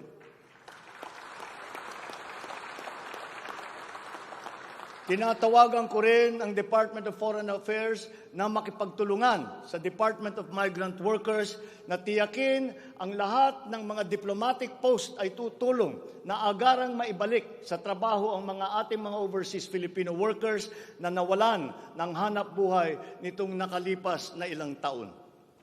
Mula sa 3 buwan ay gagawin na lang nating 3 linggo para sa isang dayuhang employer na iproseso ang mga papeles ng Pilipinong nais nitong kunin bilang empleyado. Aatasan din natin ang kagawaran ng gawing simple ang komplikadong handbook ng mga tuntunin at regulasyon para sa mga OFW. Nang sa gayon ay maging maalwan ang mga transaksyon may kinalaman sa kanilang pangingibang bansa. Mula sa handbook na may 240 seksyon, ay gagawin nating pamphlet na lamang na hindi hihigit sa 100 pahina. Mahirap na nga ang buhay. Kaya naman, ayaw pa natin makitang lalo pang nahihirapan ang ating mga manggagawang mandarayuhan sa pagtupad sa kanilang mga pangarap. Para sa mga kababayan nating naiipit sa kaguluhan, inaabuso at nanganganib ang buhay, ikinagagalak kong sa ilalim ng aking pamumuno ay ilulunsad natin ang One Repatriation Command Center o ORCC. Ilalaan natin ang isang social media platform ng Department of Migrant Workers at ang hotline upang matulungan agad at maligtas sila mula sa mas higit na kapahamakan. Noon, nangungutang pa ang isang ina ng bawat OFW upang sumakay ng barko para pumunta sa Maynila at mangatok sa iba't ibang ahensya para mapauwi ang anak na inaapi. Ngayon, kami na ang tatawag sa mga magulang ng OFW para sabihin sa kanila ang petsa kung kailan nila mayayakap at makakapiling ang kanilang mga anak.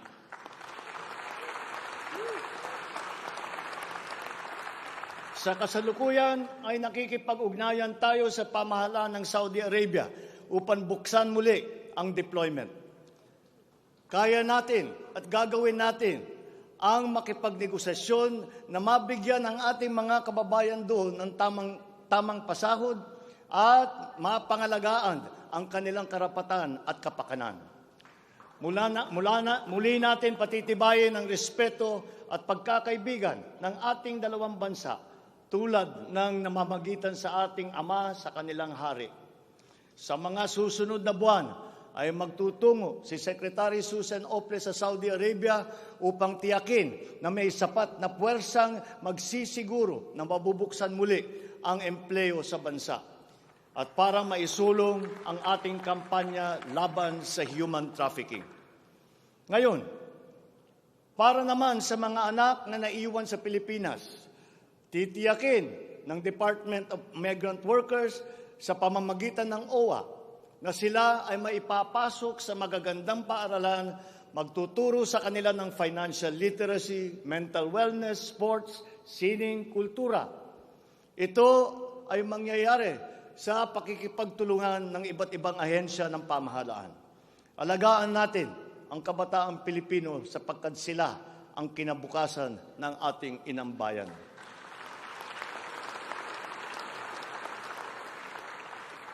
Sa ating mga kababayan na nasa ibang bansa, you deserve a home in government, not only for the money that you send home, but you are not cold tools of the economy. You deserve it for your sacrifices, for our country and your perseverance and excellence in the global arena. You OFWs represent the fighting faith of the Filipinos as a nation and as a people. Let us transform your overseas journey into inspirational stories for all time. Thanks to you, our dear legislators, and of course to the man every OFW now refers to as their tatay, President Rodrigo Duterte. You passed the law that created this new home for our OFWs.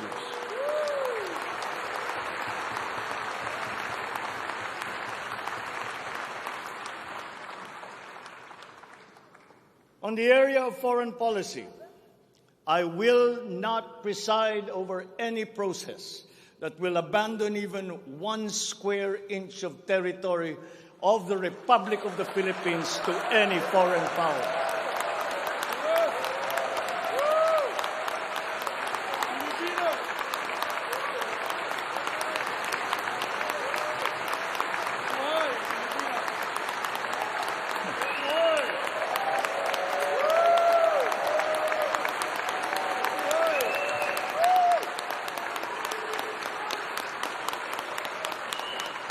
With respect to our place in the community of nations, the Philippines shall continue to be a friend to all, an enemy to none.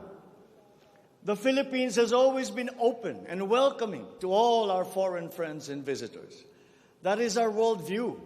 That is our culture. But let me be clear.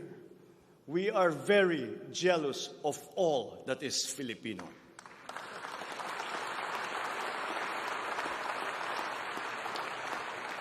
We will be a good neighbor, always looking for ways to collaborate and cooperate with the end goal of mutually beneficial outcomes.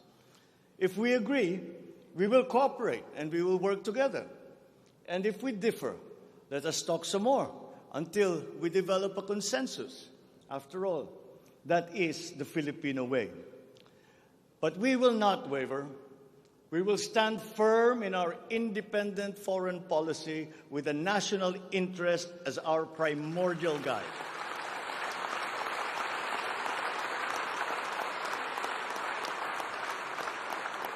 We commit to maintaining good relations with the rest of the world. As a matter of fact, it is my sincere belief that the need for strong bonds and collaboration among nations emerges in the direst of times, such as in a pandemic. The partnerships and alliances that we make with all will provide stability that all nations will need as we emerge into this new global economy. The Philippines will continue to promote stronger and multifaceted relationships with all our partners around the world. We are, in fact, grateful for the messages of support and offers of help that we have received from many of our friends in the international community. This has been communicated to us through the different envoys and ambassadors here in the Philippines.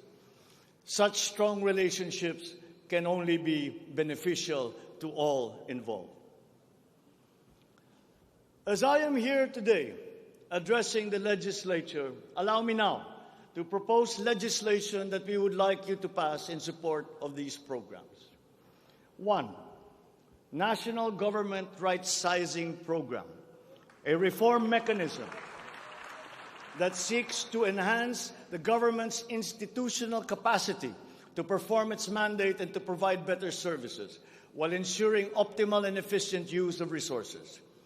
Compared to previous government reorganization efforts, the NGRP will entail a comprehensive strategic review of the functions, operations, organization, system, and processes of the different agencies, and massive and transformational initiatives in agencies concerned, such as mergers, consolidations, splitting, transfer, and even the abolition of some offices.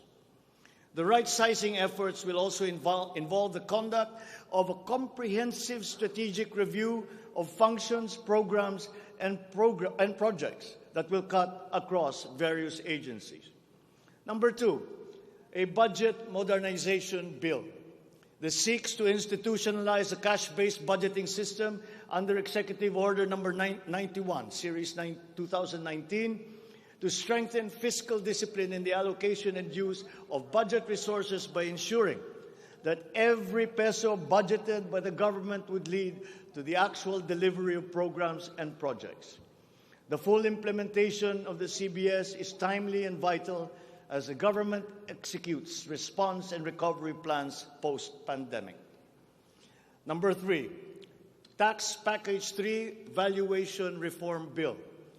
This bill provides for the A, establishment of real property values and valuation standards across the country, and B, the development of real property information system that provides for the database of all real property transaction and declarations in the country. Number 4, Passive Income and Financial Intermediary Taxation Act. This seeks to reform the taxation of capital income and financial services by redesigning the financial sector taxation into simpler, fairer, more efficient, and a revenue-neutral tax system. It also represents to adopt a regionally competitive tax system. Number 5, E-Government Act, which provides for the establishment of the E-Government Master Plan, which shall cover all e-government services and processes. Number 6, the Internet Transaction Act, or e-commerce law, which aims to establish an effective regulation of commercial activities through the Internet or electronic means to ensure that consumer rights and data privacy are protected, innovation is encouraged, fair advertising practices and competition are promoted. Online transactions are secured, intellectual property rights are protected, and product standards and safety are observed. Number 7, Government Financial Institutions Unified Initiatives to Distressed Enterprises for Economic Recovery.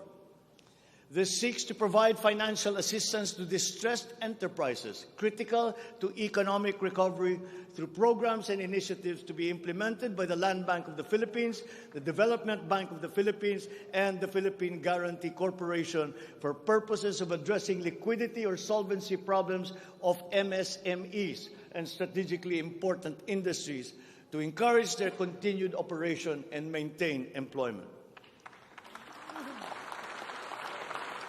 Number 8, the establishment of a Medical Reserve Corps. Establishes a Medical Reserve Corps under the Health and Emergency Management Bureau of the DOH. The MRC shall be composed of licensed physicians, medical students who have completed their 4 years of medical courses, graduates of medicine, registered nurses, licensed allied health professionals.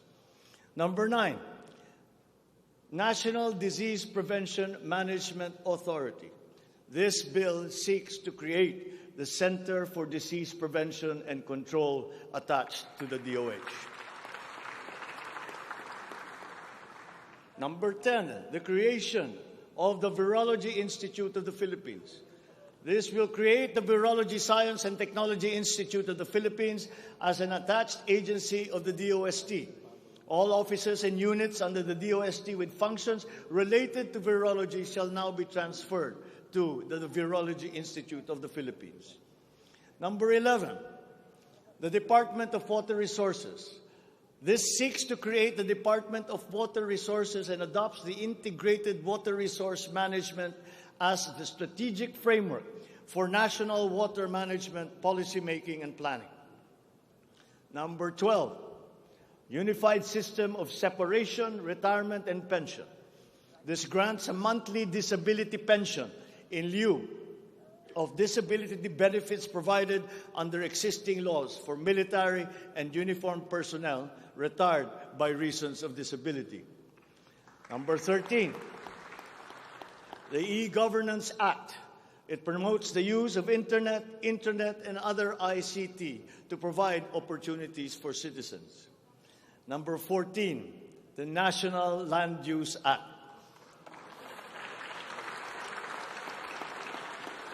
This will provide for a rational and holistic management and development of our country's land and water resources, hold owners accountable for making these lands productive and sustainable, strengthen the LGU to manage ecological balance within its jurisdiction.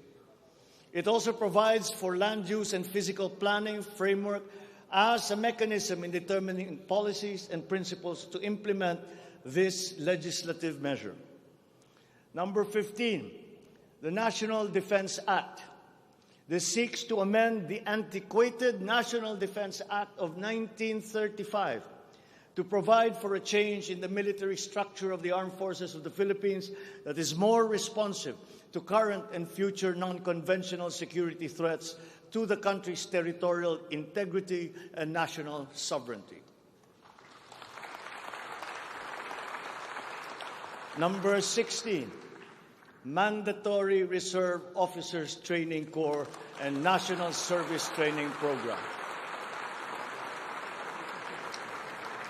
This seeks to reinstitute the ROTC program as a mandatory component of senior high school programs, grades 11 and 12, in all public and private tertiary level educational institutions.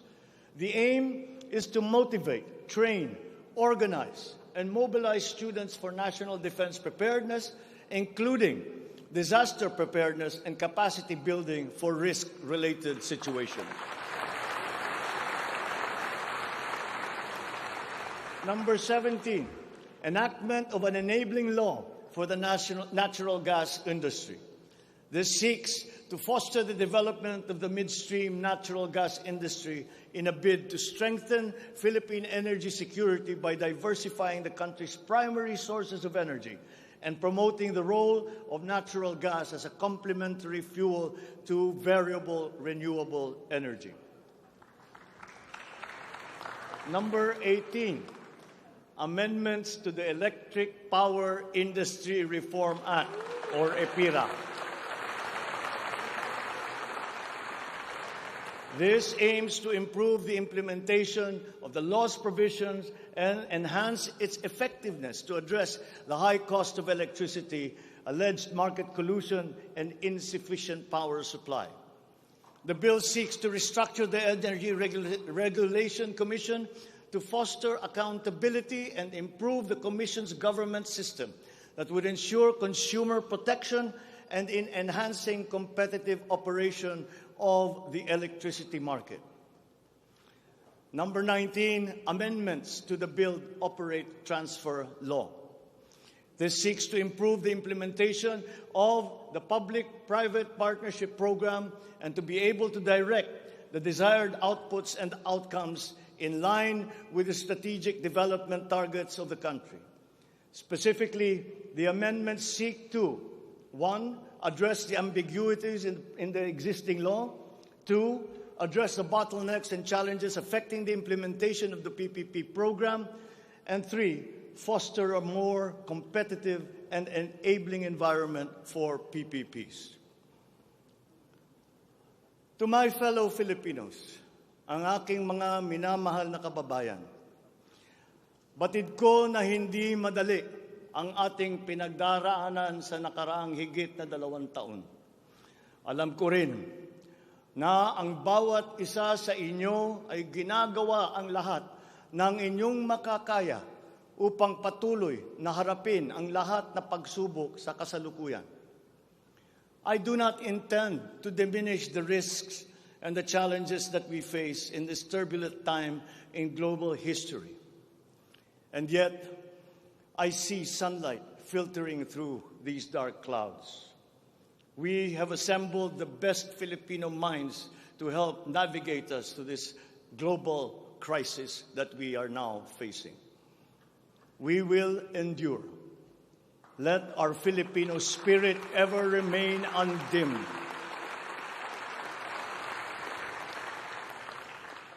I know this in my mind. I know it in my heart. I know it in my very soul. The state of the nation is sound. Thank you and good afternoon. Marami pong salamat sa inyong lahat.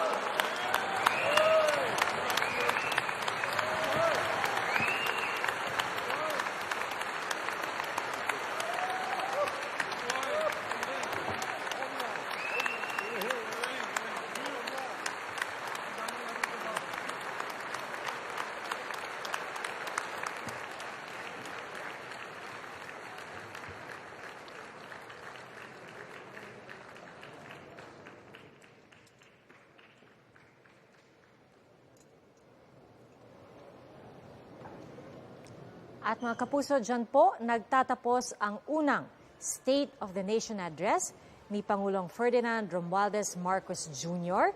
At marami pong napag-usapan ng Pangulo sa loob ng mahigit isang oras niyang State of the Nation Address. Kabilang sa mga tinalakay ng Pangulo ang estado ng ating ekonomiya, agrikultura, agrarian reform, Ladies and gentlemen, tourism. On the part of the Senate, the joint session is adjourned.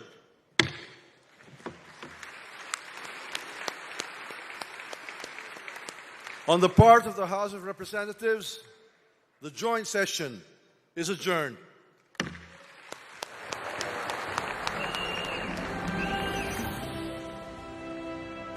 At dito na nga po nagtatapos ang unang State of the Nation Address ni Pangulong Bongbong Marcos at ilan nga sa mga issue na tinalakay ng Pangulo sa mahigit isang oras niyang talumpati ay ang estado ng ating ekonomiya, agrikultura, agrarian reform, turismo, ang papel ng DSWD sa pagtulong sa pag-unlad ng ating ekonomiya, ang state of the health ng ating or rather the health situation in the country at pati na rin edukasyon.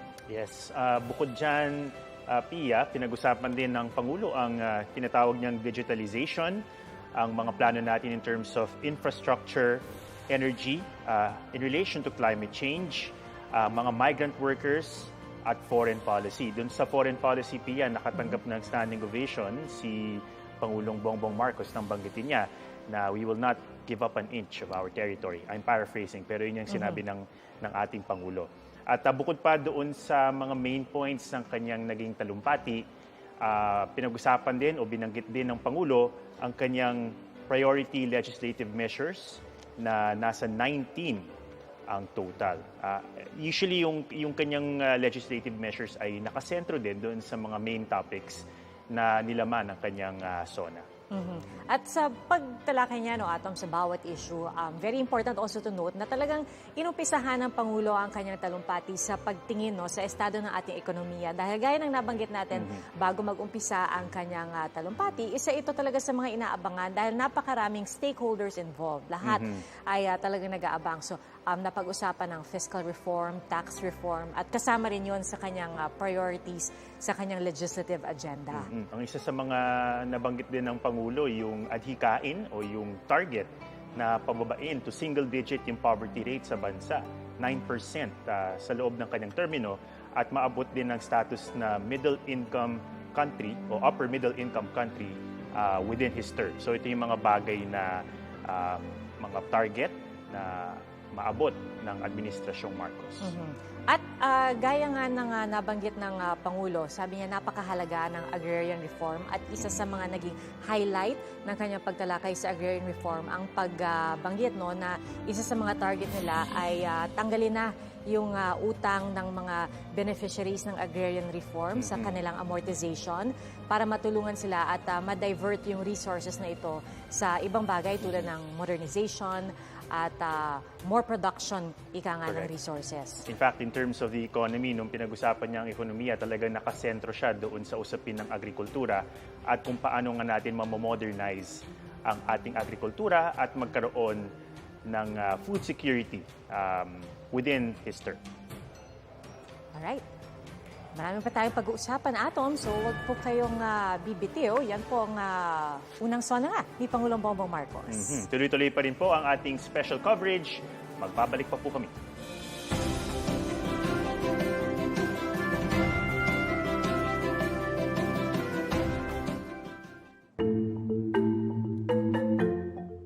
Mandato ng ating konstitusyon sa isang Pangulo, kailangan niya humarap sa joint session ng Kongreso para iulat ang lagay ng bansa, ang kanyang plano at mga hinihinging mga batas. Kaya taon-taon ginagawang State of the Nation Address o SONA ng nakaupong Pangulo tuwing ika-4 na Lunes ng Hulyo. Sa unang SONA, sariwa pa sa pagkapanalo ang isang Pangulo at may bagong mandatong nagbibigay ng pag-asa sa marami sa ating mga kababayan.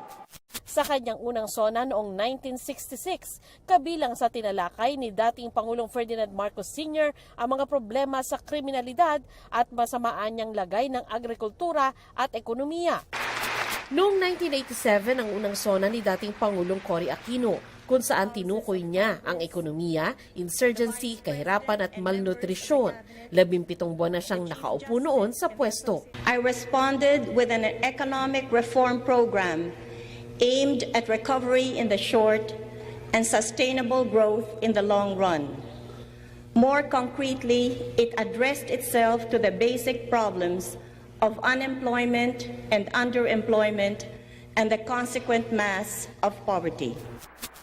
Sa unang SONA ni dating Pangulong Fidel Ramos noong 1992, inanunsyo niya ang amnesty para sa mga dating rebelde at inilatag ang solusyon sa malawakan noong brownout. I know we shall not fail. I know that we shall do all we can, severally and together, to make our stewardship of government a good one for our people and our country. The need is here. The need is now. Sa unang SONA ni dating Pangulong Joseph Estrada noong 1998, dama pa noon ang epekto ng 1997 Asian Financial Crisis. Ito ang isa sa kanyang paksa, pati na ang pagsugpo sa kahirapan. Sawana ang taong bayan sa mga walang kabuluhang pangakot palabas sa harap ng matinding. At mga kapuso, natunghayan niyo po ang unang State of the Nation Address ni Pangulong Bongbong Marcos.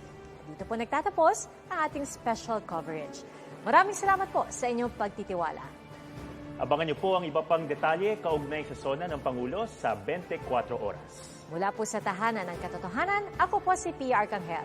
Ito ang GMA, walang kinikilingan, walang pinoprotektahan. Walang kasinungalingan, serbisyong totoo lamang. Ako naman si Ato Maraulio. Maraming salamat at magandang hapon.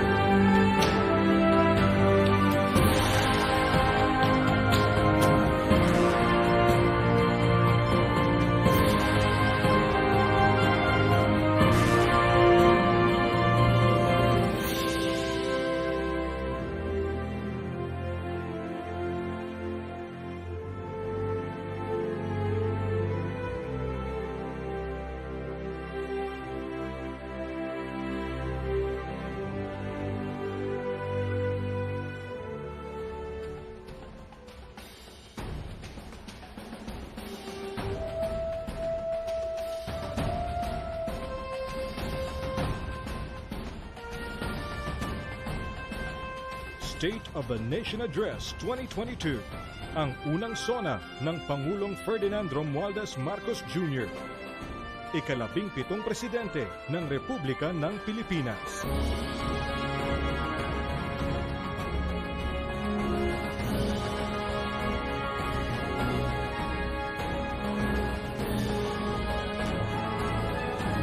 SONA 2022.